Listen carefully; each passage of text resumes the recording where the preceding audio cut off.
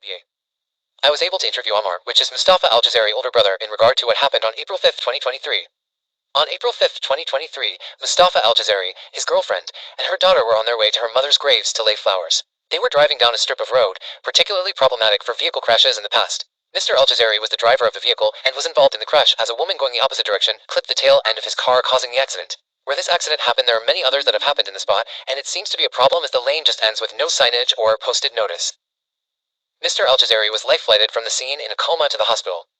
Upon release from the hospital, Mr. Al-Jazari was contacted by a Prince William County investigator regarding the crash. Upon the completion of the interview with the detective, Mustafa Al-Jazari was arrested and taken into custody. He is now being held at the Prince William County Adult Detention Center, ADC. An open recall of calipers for the make and model of his vehicle suggests this was a tragic car accident, but is being dismissed by the police.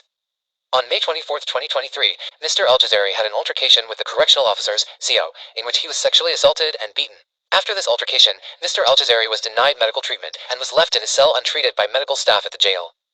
Mr. Al-Jazari now multiple medical issues that should be addressed by medical professionals to include no sensation on the bottom of his feet, blurred vision, a bone sticking out of both his knee and elbow, and internal bleeding. He also has trouble breathing as the jail staff have closed off his windows and the air vent on occasions. After many attempts to get the CO's attention through the intercom, staff arrives only to bring in an oxygen reader and claim everything is fine. By then, the only reason everything is fine is because they opened the door and allowed some air into his cell. To close off the vents and access to the window is also cruel and unusual punishment, violating the adult in custody's 8th Amendment rights.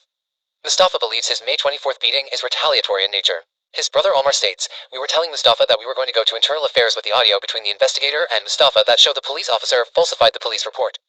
Several corrections officers are alleged to be responsible for the incident, including Lieutenant Suda, CO Malinsky, CO Tipton, Sergeant Daniels, and several others. Because of what happened on the 24th, the officers were retaliating against us for going to internal affairs, and to show them the audio where investigator Robert Drum falsified Mustafa's police report, Ammar further states.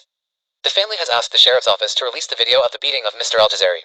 The sheriff's office denied their Federal Information Act, FOIA, request. The family is now pursuing other avenues to be able to retain a copy of that video.